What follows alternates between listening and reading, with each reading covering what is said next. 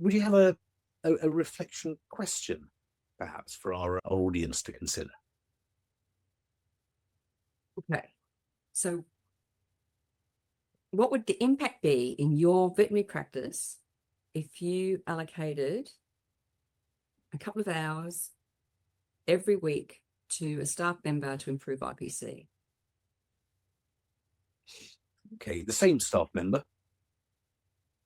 Any staff? Yes, idea. No, it should be like someone that's got an interest in it, and that has hopefully has got some knowledge in it or gaining some knowledge in it, and that they can apply it, because every little thing that you do is going to have an impact. And so you're not talking about spending a couple of hours cleaning every week. You're actually talking about spending a couple of hours thinking each week, how can we improve still?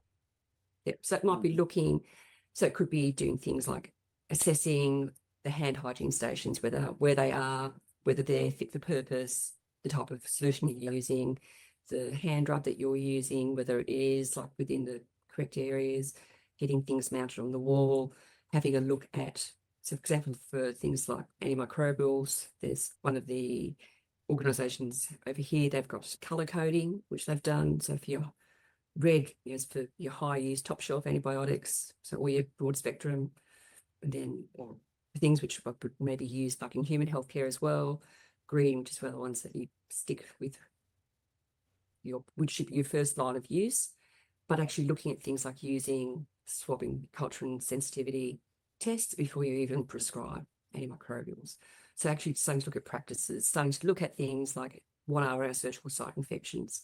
Do we have them? If you're not even sure, then something simple is starting to call all your clients have had surgery 24, 48 hours after, and just checking on them and getting them in for a recall if you think that there might be a risk.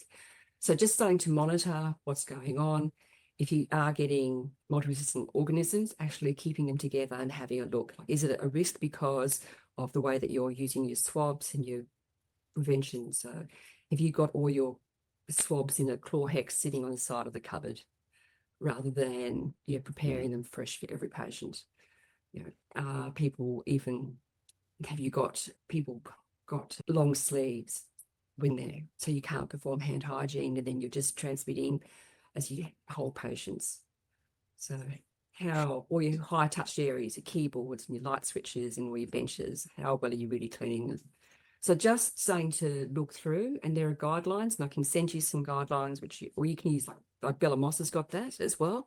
And they've got that great environmental cleaning little app, which is fantastic, which just makes it really easy that you can just go and check and use it, and just gives you, so once you've got an audit there as well, then you can actually go back and see how you're improving. And even if you're not sure, it doesn't matter. Just have a look and then just see, okay, what's useful. And if you can't find it in veterinary practice, have a look in human healthcare, because they'll still have the basic principles, and all the principles are the same, so the standard and transmission-based precautions. You just need to adapt them to context.